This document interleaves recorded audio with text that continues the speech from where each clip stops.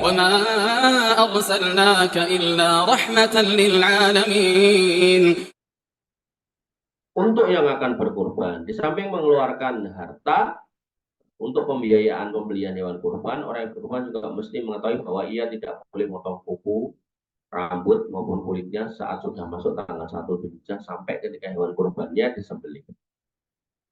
Dan ini berdasarkan dua hadis dari Ummu Salamah radhiyallahu anha berikut.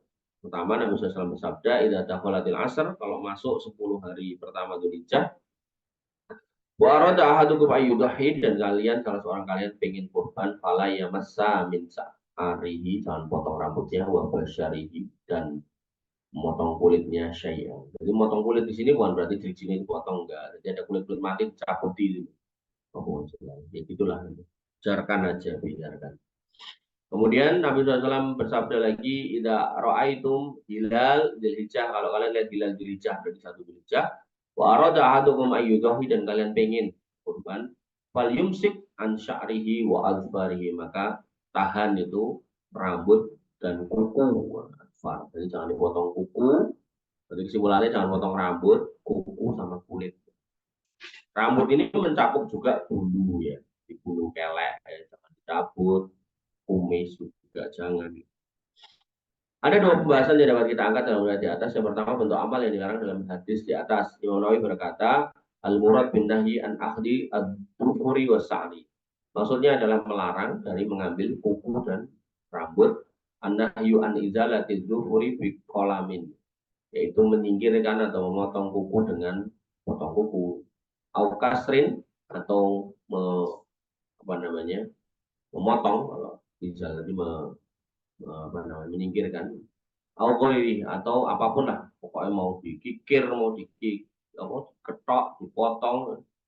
Walman uan izalati sya'ri bihalkin, dan larangan untuk menghilangkan rambut dengan cara bom botak, atau taksirin, atau dipotong, atau tanfin, atau mencabut, mencabut, atau ikhroken, atau dibakar. Dengan sekarang ada tukang cukur dengan cara kepala yang dibakar, disemprot apa itu, cuma.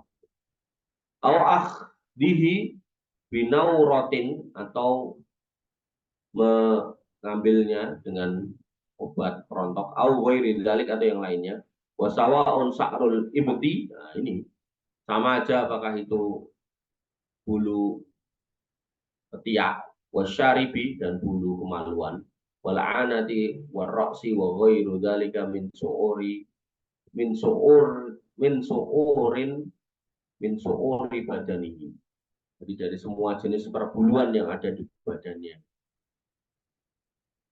Maluan, ketiak, kumis, kepala. Nah, lalu hukumnya haram atau makruh? Nah, ulama berbeda pendapat lagi tentang hukumnya. Madhab Imam Asy-Syafi'i mengatakan bahwa memotong rambut, kulit, kuku saat telah masuk Dzulhijjah bagi yang berkorban makruh. Tidak sampai haram, yang maknanya kalaupun dilakukan maka tidak berdosa. Jadi makruhnya makruh karohiyatu tanzih, bukan karohiyatu tahrim. Jadi ada makruh tahrim, karohiyatu tahrim, itu kalau dikerjakan dosa. Tapi ini makruh karohiyatu tanzih, dibenci dok tapi nggak berdosa. Ulama Syafi'iyah menjelaskan, meski hadis dari Ummu Salamah di atas berisikan larangan dari Nabi Muhammad SAW yang hukum asal larangan berarti haram, namun terdapat hadis lain yang memalingkan hukum haram tersebut menjadi makruh. Yaitu hadis Aisyah radhiyallahu anha dalam riwayat Al-Bukhari dan Muslim, beliau mengatakan, "Ana bataltu qala ida hadi Rasulillah sallallahu alaihi wasallam." Aku pernah mengalungkan tanda hewan kurban pada hadi Nabi sallallahu alaihi wasallam, biyadaya, dengan dua tanganku, summa qalladaha Rasulullah sallallahu alaihi wasallam biyadihi. Lalu beliau menuntunnya sendiri, semua bahasa biha ma'a abi, kemudian mengirimkannya bersama bapakku ke tanah haram. Falam yahrumu ala Rasulullah SAW syai'un ahallahu Allahu lahu hatta nukhairal hadi. Sudah itu tidak ada satupun perkara yang kemudian Allah halalkan yang menjadi haram atas Rasulullah SAW sampai ketika hewan itu disembelih. Dalam hadis ini bahkan Nabi Shallallahu Alaihi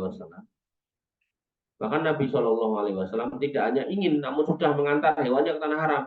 Bersamaan dengan itu, kata Ummul Mukminin Aisyah, tidak ada satupun yang menjadi haram atas Rasulullah. Jadi maknanya larangan yang terdapat dalam hadis Ummu Salamah sebatas makruh, tidak sampai pada tingkatan.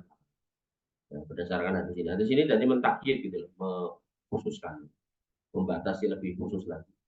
Sedangkan menurut madhab Hambali, Ishaq dan Daud dan ulama lain melakukan hal-hal yang disebutkan dalam hadis Ummu Salamah di atas hukumnya.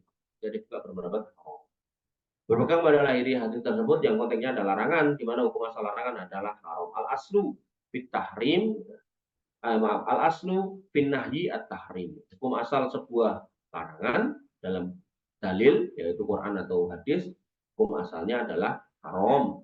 Illa madalla dalil ala khilafihi, kecuali ada dalil yang menunjukkan khilafnya atau perbedaannya, kekhususannya.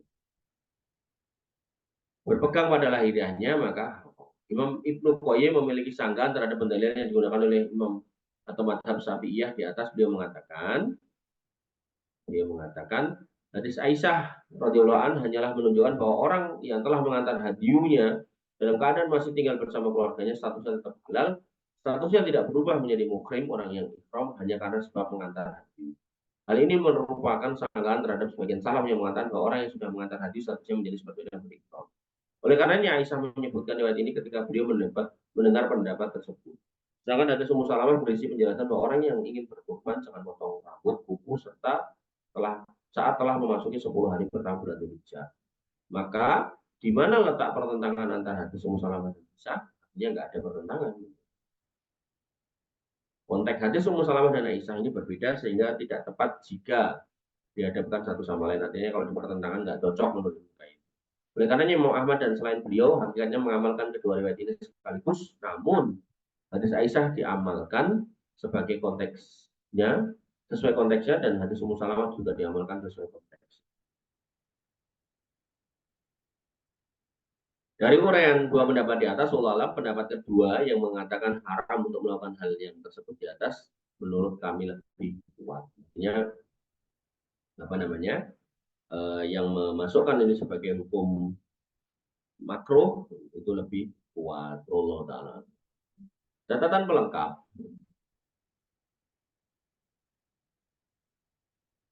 Haram, ding. Pendapat kedua yang menyatakan haram ini lebih kuat dalam hadis Ummu Salamah. Nah, hadis Aisyah tidak mentakyid hadis Ummu Salamah. Catatan pelengkap sebagai tambahan, ada 3 hal penting pula yang mesti kita ketahui dalam bahasan ini. Yang pertama, larangan di atas tidak berkaitan dengan keabsahan kurban. Dia tetap sah ya, orang yang potong kuku, potong apa, kurbannya tetap sah. Kemudian sehingga kalaupun dia melanggarnya, kurbannya tetap sah. Namun dia harus beristighfar kepada Allah Azza wa Jal atas perbuatan tersebut karena telah melakukan perbuatan yang salah. Kemudian larangan dalam hadis Ummu Salamah radhiyallahu anha tertuju khusus kepada orang yang berkurban. Berdasarkan pada teks hadis, istri dan anak-anak tidak termasuk, artinya orangnya. Sebab Rasulullah SAW sendiri tatkala berkorban dan mengikutsertakan keluarga beliau dalam pahala, tidak dinukilkan bahwa beliau juga memerintahkan keluarganya agar jangan melakukan hal-hal yang tersebut di atas, yaitu jangan memotong ini dan itu. Kemudian yang ketiga, jika kondisinya memang mengharuskan untuk memotong dalam kondisi darurat, maka tidak masalah dilakukan satu hal yang telah menjadi kaidah dasar dalam Islam, bahwa sesuatu yang darurat membuat hal yang terlarang menjadi boleh sampai kondisi darurat yang hilang. Ini kok saya kayak Mas itu kayak dejavu, kayak pernah baca kitab ini gitu. Jangan-jangan kemarin sudah kita baca. Faedahnya, makna larangan dari motong kuku dan rambut tentu jelas. Lalu apakah mungkin ada orang yang motong kulit kukunya? Ya ada. Seperti orang sunat, berarti nggak boleh sunat. Jadi kalau misal kamu mau kurban, ya kamu jangan sunat. Kenapa sunat? Barangkali mau sunat lagi. Dan mengelupas kulit mati yang di kaki, kaki. Berarti telapak kaki, telapak tangan. Sehingga termasuk perbuatan yang terlarang bagi orang yang akan berkorban ialah melakukan 2 hal ini pada saat masuk bulan Dzulhijjah sampai hewan kurbannya disembelih. Lah apa ada anak kecil kurban? Ada. Orang-orang kaya itu anak-anaknya diniatkan kurban, ditukokkan kurban, sebutkan namanya. Dan sehingga dalam konteks seperti itu ya mereka tidak diperbolehkan.